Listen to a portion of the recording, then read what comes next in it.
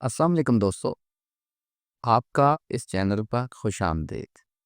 मैं आपका दोस्त, आपका host, advocate Irfan Siddiqui, tax adviser. आज की इस नशिस्त में हम बात करने वाले हैं कि प्रॉपर्टी की ख़रीद के वक्त कौन सी ऐसी एहतियातें हैं जो आपने करनी है। अगर वो आप एहतियात नहीं करते तो आने वाले वक्त में आपके लिए परेशानी हो सकती है। सबसे पहला हमारा ये टॉपिक होगा। दूसरा, प्रॉपर्टी की ख़रीद के वक्त आपने कौन-कौन से टैक्स की अदायगी करनी है और उनकी टैक्स की क्या-क्या नौइयत होगी? कौन-सा टैक्स वापस हो जाएगा, कौन-सा टैक्स एडजस्ट हो जाएगा, कौन-सा टैक्स सरकार अपने पास रख लेगी। इसी तरह आखिरी हमारा जो टॉपिक होगा इस नशिस्त का, उसमें होगा कि गरीब आदमी है, तो वो मतलब टैक्स में कैसे बचत कर सकता है? क्या उस पे भी उतना ही टैक्स है जितना एक अमीर आदमी देना है? तो इस सूरत हाल में आज हम लोग इस पूरे टॉपिक को कवर करेंगे। अगर आप हमारे इस चैनल पर पहली बार तशरीफ़ लाए हैं तो आपसे गुजारिश है कि हमारी हौसला अफ़ज़ाई कीजिएगा, चैनल को सब्सक्राइब कीजिएगा, लाइक कीजिएगा और शेयर कीजिएगा। अगर कोई क्वेश्चन हो तो आप कमेंट्स बॉक्स में ज़रूर लिखिएगा। तो जी दोस्तों, पहला टॉपिक है कि प्रॉपर्टी की ख़रीद के वक़्त एहतियात क्या करनी है? देखें, आजकल तो मतलब थोड़ा-सा इस रियल एस्टेट के बिज़नेस में थोड़ा-सा मंदा है और मतलब लोग खरीदारी कम हो रही है, सेल नहीं है। मतलब ज़मीनें जो प्लॉट दे के लोगों ने इन्वेस्टमेंट के लिए रखे हुए हैं। मतलब थोड़े-से माशी हालात कुछ मुल्क के ऐसे हैं कि आजकल तो थोड़े-से हालात ख़राब हैं, जो कि उम्मीद है बहुत जल्दी अब ठीक हो जाएँगे। लेकिन जब हम लोग ये खरीदारी करते हैं तो हमारे यहाँ अक्सर रूटीन ये होती है, या तो कोई प्रॉपर्टी डीलर या कोई कमीशन एजेंट मतलब वो इन्वॉल्व होता है।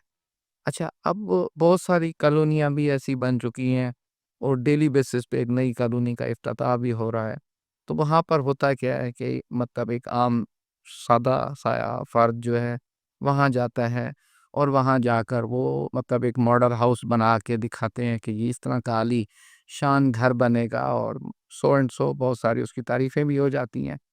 अच्छा, आपने अब वहाँ पर करना क्या है? आपने वहाँ करना ये है कि आपने उनसे ये पूछना है कि ये प्रॉपर्टी किसके नाम है? कौन इसको बेच रहा है? ठीक है? अच्छा, अब क्योंकि ये होता है कि उस वक़्त आप मतलब थोड़ा-सा मोहब्बत में और अपनी अचीवमेंट में या नशे में मतलब ये सारे मामलात भूल जाते हैं। अब करते क्या हैं, अब वो कहते हैं कि जी ठीक है, वहाँ पर एक अच्छा-सा ऑफ़िस बना हुआ था, 4-6 कुर्सियाँ पड़ी थीं, मेज़ें पड़ी थीं, एसी चल रहे थे और बहुत सारे अच्छे, क्योंकि मॉडल हाउस भी बहुत अच्छा था, वो लोग बैठे थे। तो होता क्या है देखें, इस सूरत हाल में कि एक शख़्स है, उसने किसी के पास ज़मीन थी, फ़ॉर एग्ज़ाम्पल मेरे पास एक ज़मीन थी और एक बंदा आया मेरे पास कि जनाब आप ये ज़मीन बेचना चाहते हैं? तो मैंने कहा जी बिल्कुल बेचता हूँ। अब उसका और मेरा एक एग्रीमेंट हो गया 50 लाख रुपए का। उसने मुझे 10 लाख रुपया दिया और एक सट्टा लिखवा लिया। अच्छा, अब उसका ये सट्टा क्या होता है, अब एक एग्रीमेंट हो गया कि मैं आपको 10 लाख रुपए तो आपको दे के जाया और 40 लाख जो बकाया है, वो मैं आपको मतलब 6 माह बाद या 1 साल के बाद 24 लाख दूँगा, तो आपने ये ज़मीन मुझे ट्रांसफ़र कर देनी है। ठीक हो गया। अच्छा, अब मेरा एग्रीमेंट उससे हो गया। उसने वो एक ऑफ़िस बनाया, एक घर बनाया, 10 लाख रुपया मुझे दिया और फिर वहाँ पर लोगों से पैसे लेना शुरू हो गया। अब उसका जो पहला हदफ था वो ये था कि मेरा जो 10 लाख रुपया इन्वेस्टमेंट है वो किसी तरीके से वापस आ जाए, मैं मुनाफ़े में आ जाऊँ। अब उसने किया कि अब 10 लाख रुपया अपना लोगों ने से ले लिया, 10 लाख रुपया और भी उसको 20 लाख रुपए इकट्ठे हो गए। तो 20 लाख रुपए मतलब उसने अपना वो 10 के साथ 10 प्रॉफ़िट कमा लिया, लेकिन बाकी घर तो उसके बिके नहीं। अब उसने क्या किया, वो रातों-रात वहाँ से मतलब ऑफ़िस बंद हुआ, कुर्सियाँ मेज़ें उठा ली गईं और वो मतलब वहाँ से रफू-चक्कर हो गया। अच्छा, अब जब वहाँ पर पहुँचे तो पता चला कि अब आप लोग मेरे पास आए कि जनाब ये आपकी ज़मीन है, हमने तो मतलब ये ले ली है और हमने तो ये पैसे भरे हुए हैं। तो डेफ़िनेटली कानून भी अब मुझे मतलब इल्ज़ाम नहीं दे सकता, ना मैं वहाँ पर मुल्ज़िम हूँ, क्योंकि मेरा एग्रीमेंट तो उस शख़्स के साथ था और जो एग्रीमेंट था वो हमारा लिखा हुआ था कि 10 लाख रुपया उसने मुझे 6 महीने के मतलब दे दिया अभी और बाकी पैसे 40 लाख वो 6 महीने साल के बाद उसने देना था। जो कि नहीं दिया और उसका मायदा वो ख़त्म हो गया। اب لوگ میرے پاس اگر آتے ہیں اور وہ کہتے ہیں کہ جناب یہ زمین کا تو ہم نے پیسے دیے تھے، تو وہ مطلب اصل مالک کو نہیں دیے تھے، اس لیے احتیاط کریں۔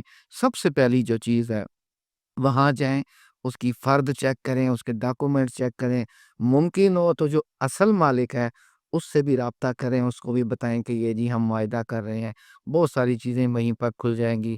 گھر بیٹھے ہوئے مطلب اس طرح کے معاملات نہ کریں، بعد میں یہی ہوتا ہے کہ مطلب لوگ پریشان ہوتے ہیں کہ جناب ہمارا تو پیسے بھرے ہوئے تھے، اصل مالک وہ جو جس نے آپ کے ساتھ ڈیل کی تھی وہ تو بھاگ گیا، اب اس کے خلاف مقدمے ہوتے ہیں۔ اب قانون بھی آپ کی یہاں پر اس طرح کی کوئی مدد نہیں کر سکتا کہ قانون کہے کہ جی اس کو وہ زمین اب اس کو الاٹ کر دی جائے، دیکھیں وہ زمین تو اس کی تھی نہیں، تو وہ کیسے آپ کو مطلب ٹرانسفر کرے گا؟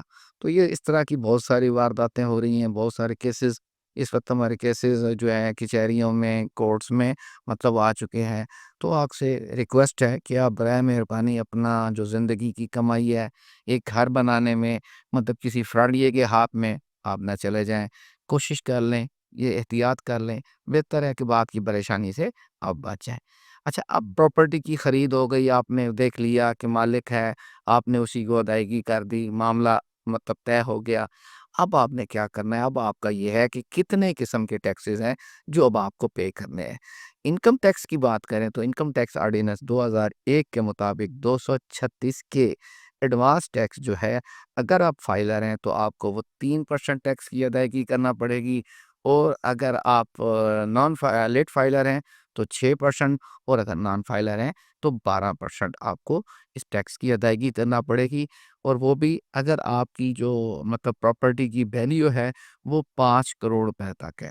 اگر 5 کروڑ روپے سے زائد لیکن 10 کروڑ روپے سے کم ہے تو اس میں پھر فائلر کے لیے 3.5% ہو جاتا ہے، اور لیٹ فائلر کے لیے 7، اور جو مطلب نان فائلر ہے وہ 16%۔ اسی طرح اگر 10 کروڑ روپے سے زیادہ ہے تو بھی مطلب ریٹ چینج ہو جائیں گے۔ ٹھیک ہو گیا پہلا ٹیکس، تو آپ کو یہ انکم ٹیکس دینا پڑے گا، یہ ایڈوانس ٹیکس ہے۔ اور اگر آپ فائلر ہیں اور یہ ٹیکس آپ ایڈجسٹ بھی کروا سکتے ہیں، اور یہی ٹیکس آپ ریفنڈ بھی کروا سکتے ہیں۔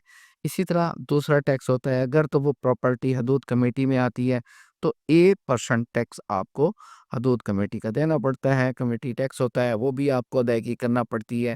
اسی طرح جتنی مالیت کی آپ کی پراپرٹی ہوتی ہے، جتنے کا آپ بیان کروا رہے ہوتے ہیں، 1% کے حساب سے آپ کو مطلب اسٹامپ ڈیوٹی پے کرنا پڑتی ہے۔ اس میں مطلب اگر آپ کی 20 لاکھ روپے کی ہے تو آپ کو مطلب 20,000 روپے مطلب اسٹامپ ڈیوٹی کے طور پر اس کے اسٹامپ پیپر لینا پڑتے ہیں۔ اسی طرح آج کل پنجاب میں اگر بات کروں تو PRLA جو ہے، پنجاب لینڈ ریونیو اتھارٹی، جو PLRA جو ہے، اس کا بھی کچھ پیسے ہیں، وہ بھی آپ کو ادائیگی کرنا پڑتی ہے۔ پھر اس کے بعد آپ کے بیان ہو جاتے ہیں، اور بیان ہونے کے بعد وہ ٹرانسفر آپ کے نام پہ ہو جاتی ہے۔ لیکن اس کا یہ فائدہ ہے، جو پنجاب جو لینڈ ریونیو اتھارٹی ہے، اس نے مطلب اپنی آن لائن سہولتیں دی ہوئی ہیں کہ آپ نے جو مطلب پراپرٹی مطلب وہاں پر آپ کے نام پہ ٹرانسفر ہو رہی ہے، اس کا آن لائن ریکارڈ بھی اب آپ خود بھی گھر بیٹھے دیکھ سکتے ہیں۔ اچھا، یہاں پر ایک چیز میں پہلے بھی ایک ویڈیو میں کہہ چکا ہوں کہ احتیاط کیجئے۔ اچھا، ہوتا کیا ہے کہ آپ نے جب یہ معاملہ ہو رہا ہوتا ہے تو بہت سارے لوگ ڈیفینیٹلی یہ قانونی معاملات نہیں سمجھتے، اور وہ وثیقہ نویس کے چکر میں آ جاتے ہیں، اور وثیقہ نویس ہی معاملات کو دیکھتا ہے۔ اچھا، کوشش کیجئے جو ایڈوانس ٹیکس 236 کا آپ پے کر رہے ہیں تو آپ خود جا کر اس کو پے کریں، اور کوشش کریں کہ آپ اپنا ای میل آئی ڈی اس میں مینشن کر دیں، تاکہ آپ کو اس کا CPR جو ہے وہ آپ تک آ جائے، اور وہ پیپر آپ وثیقہ نویس کو دے دیں، اور وہ کاغذات کے ساتھ تحصیل آفس میں جمع کروا دیا جاتا ہے۔ اس کا یہ فائدہ ہوتا ہے کہ یہ آپ کا ٹیکس جو ہے یہ آپ کے حساب سے ہی پے ہو گیا، اور آپ کے پاس اس کا ریکارڈ بھی آ گیا۔ مطلب مارکیٹ میں جو روٹین دیکھنے میں آئی ہے تحصیل آفس میں وثیقہ نویس، حضرات سارے تو برے نہیں ہیں، لیکن جو برے ہیں وہ مطلب جو کر رہے ہیں ان کے لیے میں آپ کو یہ سمجھانا چاہوں گا کہ وہ کیا کرتے ہیں، وہ آپ سے یہ پیسے تو لے لیتے ہیں اور مطلب ہمارے مطلب جو تحصیل آفیسز ہیں وہاں پر کچھ لوگوں کی ملی بھگت سے یہ پیسے جیب میں ڈالے جاتے ہیں اور وہ ٹیکس آپ کے نام پہ ادائیگی نہیں ہوتی۔ بہت سارے کیسز میں یہ دیکھنے کو ملا ہے کہ ان کی رجسٹری رک جاتی ہے، ٹیکس کی ادائیگی نہیں ہوتی اور بہت سارے معاملات۔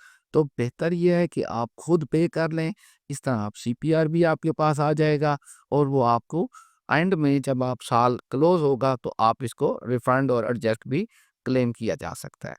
آخری بات آج کی ویڈیو کی اور وہ یہ ہے کہ ایک غریب شخص ہے وہ ٹیکس کی بچت کیسے کر سکتا ہے۔ دیکھیں، انکم ٹیکس آرڈیننس 2001 کے سیکشن 114 میں اگر میں آپ کو سمجھانے کے لیے یہ کہوں کہ ایک لسٹ بنی ہوئی ہے کہ فلاں فلاں فلاں فلاں شخص نے مطلب این ٹی این لینا ہے اور اس کو فائلر ہونا ہے، ٹھیک ہے۔ ہر کسی کو فائلر نہیں ہونا۔ تحصیل آفس میں جب آپ جاتے ہیں تو وہاں پر کیا جاتا ہے کہ آپ مطلب جائیں اور فائلر ہو کے آ جائیں، اس طرح آپ کے ٹیکس کی بچت ہو جائے گی۔ ایک شخص ہے، غریب ہے اور وہ مطلب اس کرائٹیریا میں سیکشن 114 میں آتا ہی نہیں ہے تو اس کو تو وہ نہیں این ٹی این لینا۔ این ٹی این اگر وہ لے لیتا ہے تو پھر تو یہ پوری زندگی اس کو ریٹرن جمع کروانا ہے۔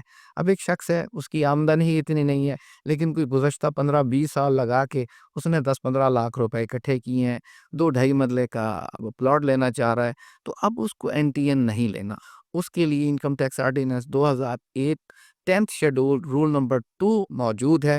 وہ مطلب تحصیل آفس میں جائے گا، سب رجسٹرار کے پاس ایک ریٹرن اپلیکیشن دے گا، اپنا CNIC ایڈریس وغیرہ لکھ کر اس میں ریزن لکھے گا کہ میں سیکشن 114 کے تحت میرے پاس ایسا کچھ نہیں ہے کہ جس کی بہاف پر مجھے این ٹی این لینا ہے، تو برائے مہربانی میں غریب ہوں تو مجھے آپ مطلب فائلر ریٹ میں مطلب رکھتے ہوئے میرا یہ ٹرانسفر مکمل کروا دیں۔ اب جو تحصیل آفس میں سب رجسٹرار صاحب ہیں وہ اپنے پورٹل سے، جو اس کا ود ہولڈنگ ایجنٹ بنا ہوا ہے، تو وہ اپنے پورٹل سے اسی CNIC اور اس کی اپلیکیشن کو کنسرننگ RTO کو بھیجے گا کہ جی یہ شخص آیا ہے میرے۔